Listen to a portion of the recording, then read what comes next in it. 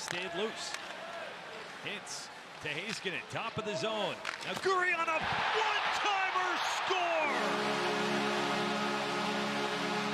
Denis Gurianov has been absolutely lethal from the dots on the power play. And he adds another one to reclaim the Dallas lead. There are some shots as a netminder, you're almost happy that it didn't hit you. And this was one of those.